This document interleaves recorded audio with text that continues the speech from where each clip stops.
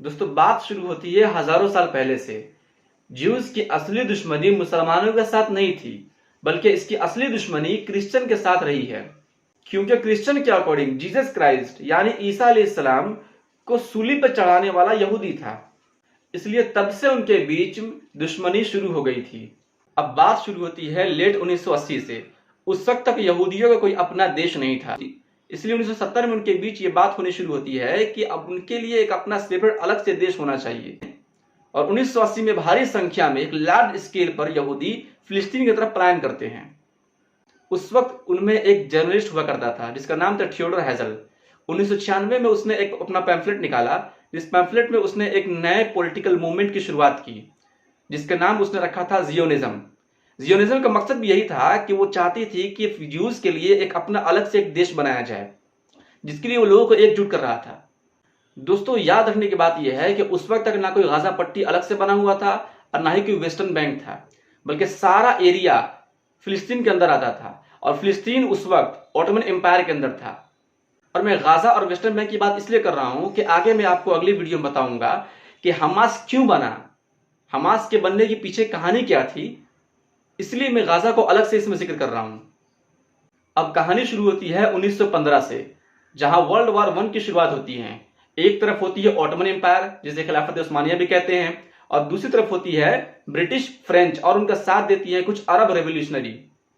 British ने अरब रेवोल्यूशनरियों के साथ एक चाल चली, और ब्रिटिश को हम हिंदुस्तानियों से बेहतर कौन जानता है। 200 साल तक उसने हमारे ऊपर हुकूमत किया, हमें गुलाम बना रखा था। चाहे वो जलियांवाला बाग हो, या भगत सिंह की फांसी हो, या कश्मीर से लेकर कन्याकुमारी तक औलमाए देवबंद की फांसी हो।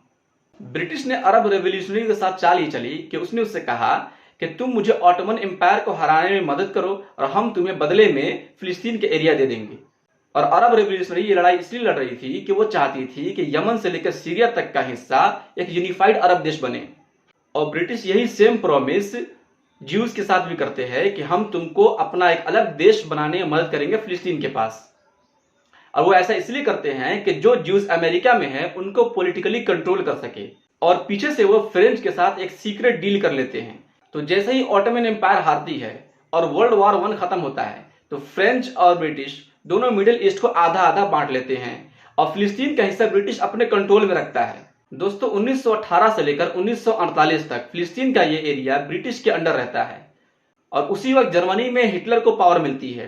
हिटलर के पावर मिलने के बाद ज्यूज को बुरी तरीके से मारता है, उनका जेनोसाइड करता है, जिससे डर कर ज्यूज उन देशों में भागती है जहां पर हिटलर की पहुंच ना हो।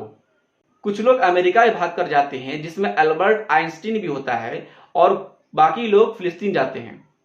शुरू में ब्रिटिश ने फिलिस्तीन में ज्यूज को आने देती है, लेकिन बाद में जब रोकने लगती है तो इसराइल के अंदर में एक नेशनल मूवमेंट की शुरुआत होती है। ठीक उसी वक्त 1940 में ही फिलिस्तीन के अंदर भी नेशनल मूवमेंट की शुरुआत हो जाती है। वो इसलिए कि फिलिस्तीन ये देख रहे थे कि उन्हीं के देश में आने के बाद बाहर के लोग अपने देश की मांग करने लगे हैं। इस बात से उनके अंदर एक मूवमेंट शुरू होती है जिसमें वो लोग ये कहते हैं कि नहीं, ये मेरा देश है, हमें अपना देश मिलना चाहिए।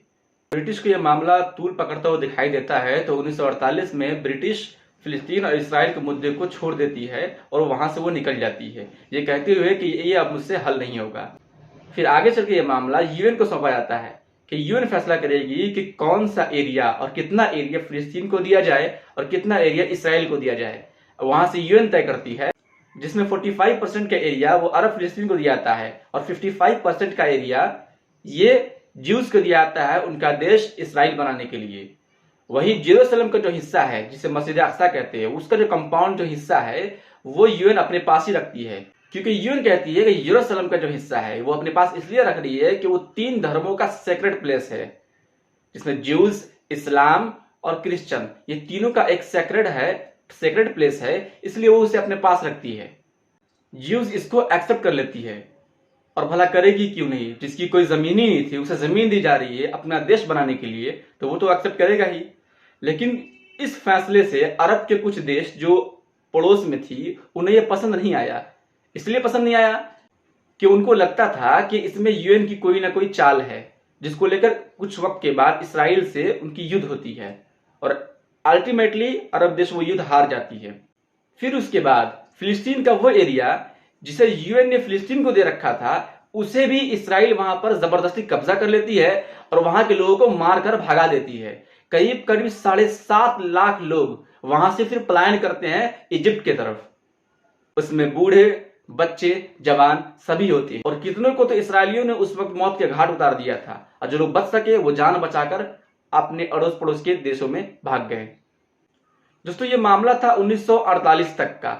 1948 के बाद अब तक क्या हुआ है, इस चीज को एक अलग वीडियो में जानेंगे।